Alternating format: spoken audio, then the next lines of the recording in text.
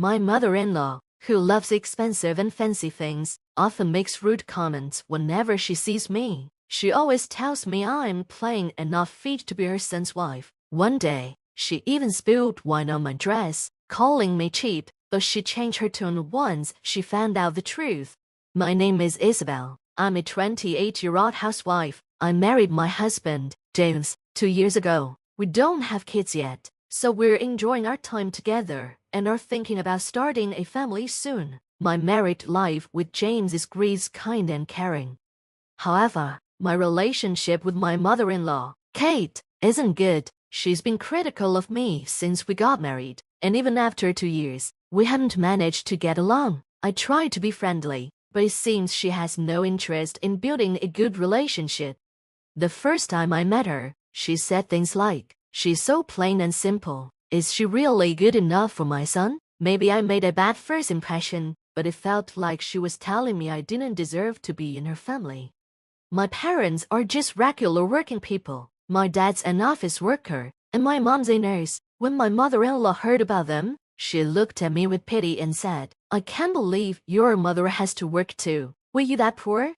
My mother-in-law has never worked a day in her life and thinks I'm beneath her. She always tells me how she grew up in a rich family and was used to having the best of everything. She proudly says, "I raised my son to know what's good and what's not." I usually just smile and try to be polite, but it's truly like simple clothes and makeup, which she thinks are boring. In contrast, she's always dressed in flashy, branded outfits and heavy makeup. "You don't know what quality is," she say. "You only know cheap stuff. Why did my son choose someone like you?" After bragging about herself, she would always end up insulting me. This has been the pattern ever since I married James. Despite my efforts, my mother-in-law and I are always at odds. My mother-in-law can be sarcastic to me whenever we meet, but I usually just ignore it. It's not something that really bothers me because my father-in-law and husband are always kind to me. Besides, there's one person in the family who has always been welcoming me, grandmother-in-law, who is my husband's grandmother. She's over 80 years old but still very healthy. My husband's parents have 2 big houses on a large piece of land, and the grandparents live in one, while his parents live in the other. When I first saw the houses, I was surprised by how grand they were, but my grandmother-in-law just laughed and said, "The land was cheap, and we had a good carpenter, so it's not that special." Although my mother-in-law always boasts about her house and lifestyle, most of it is actually thanks to my grandmother-in-law's efforts. Unlike my mother-in-law, my grandmother-in-law is not snobbish at all and treats me with kindness. She often tells me, "It feels like I have another granddaughter." We don't have many girls in the family. She's always been warm and affectionate toward me, which makes it easier to handle my mother-in-law's attitude. Because of her support, I feel more comfortable being in this family. I often go out for lunch or tea with my grandmother-in-law, which has helped us build a strong bond. One day, my mother-in-law called me. "It's my birthday next month. We're having it at our house this year. Make sure to come and celebrate with my son," she said. I agreed. Of course. Then she added, "We're throwing a big party this year for my 60th birthday. All our relatives and friends will be there. So I'd appreciate it if you dress appropriately. I don't want you showing up looking like you usually do. It would embarrass me." What she meant by appropriate was probably something from an expensive brand, which I didn't have. I felt a bit stuck, but when I told my husband, he reassured me and said we'd just dress a bit more formally. On the day of the party, we went to a department store in the morning to pick up a birthday gift for my mother-in-law. Knowing her taste, we chose something luxurious. I figured she wouldn't complain if I said my husband picked it out, so it made things easier. After getting the gift, we had lunch and went home to change for the party. But just then, I got a call from my grandmother-in-law. "Come to my house right now," she said. I explained that I was about to go home and change, and then I head to the party, but she insisted, "No need to change, just come as you are." I thought my grandmother-in-law must have called me for something urgent, so I decided to go and see her. I asked my husband to go home, change, and then meet me at the party later. When I arrived at her house, She welcomed me in with a big smile and started talking about my mother-in-law's birthday party. It seems like it's going to be a really big event. All kinds of things have been delivered since this morning, she said. From her house, I could see the entrance of my in-laws' home. There were many delivery trucks coming and going, bringing various decorations and items for the party. I even heard a large flower arrangement had just been delivered. My mother-in-law seemed very excited about it. After chatting a bit, my grandmother-in-law took me to a sitting room in the back of the house. There, she opened a large wooden chest and pulled out a beautiful dress. "Isabelle, didn't your mother-in-law tell you to dress properly today?" she asked gently. "Here, I want you to wear this dress." The dress was gorgeous, well-preserved, and clearly one of her prized possessions. It's a high-quality dress. I don't wear it much anymore, so it would be a shame to keep it hidden away. I thought this would be the perfect opportunity to pass it on to you, she said, smiling. She also took out matching accessories and handed them to me. I was surprised and hesitated. I can't accept something so precious, I told her. But my grandmother-in-law insisted, smiling kindly. "It's fine, Isabelle. I know you'll take good care of it. That's why I want you to have it," she said and started helping me put it on.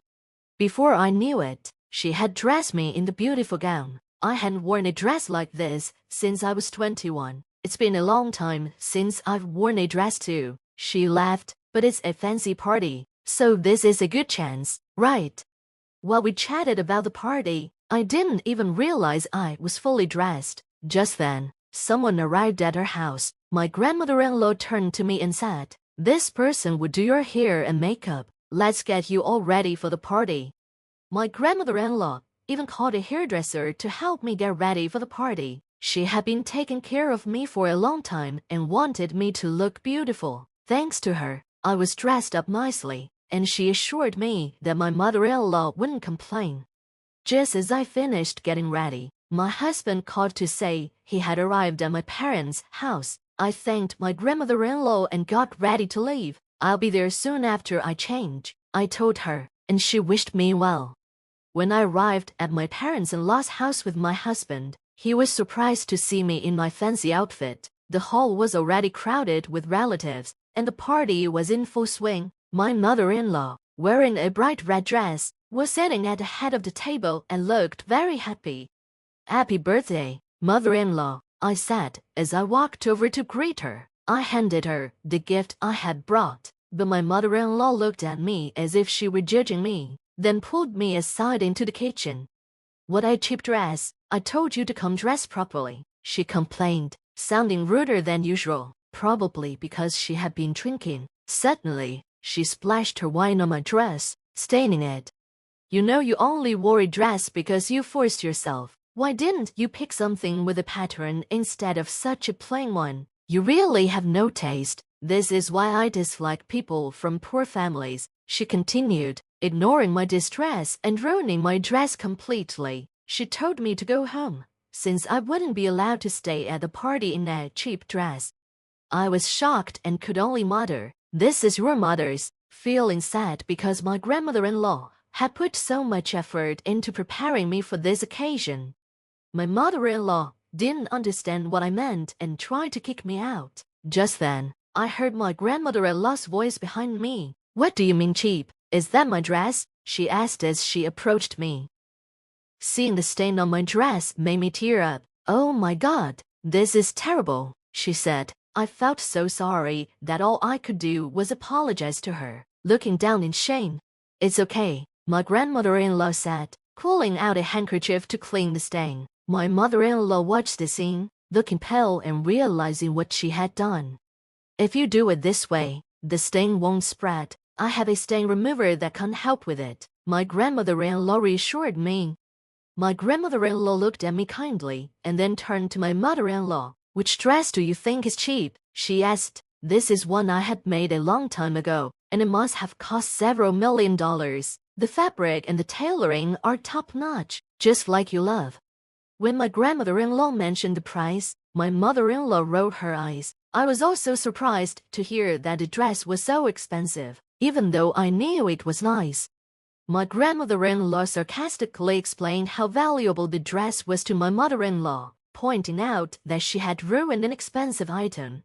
"I'm sorry, I didn't think it was that expensive," my mother-in-law replied, looking even more upset than I was, as if she was trying to defend herself.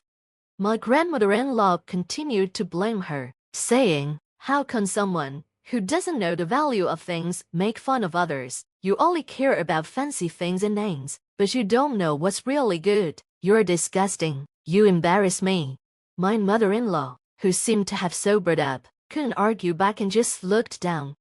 People who know what they're talking about understand. You, who only have cheap dresses, don't get it. You're just someone with new money and no taste, my grandmother-in-law said, being very sarcastic. It was like she was saying the same things my mother-in-law used to say to me. My mother-in-law's face turned bright red, and she just bit her lip in silence. Then, my grandmother-in-law started lecturing her about how to treat me better. "What kind of behavior is it to disrespect a daughter-in-law from another family?" she asked. I felt sorry for my mother-in-law, who looked like she might cry, so I listened quietly. After a while, my grandmother-in-law said, "I'm done here. Isabelle and I won't be attending anymore. Have a good time." With that, she finished her lecture and let my mother-in-law go. My mother-in-law's bright red dress, which she had worn so proudly, looked silly in this situation.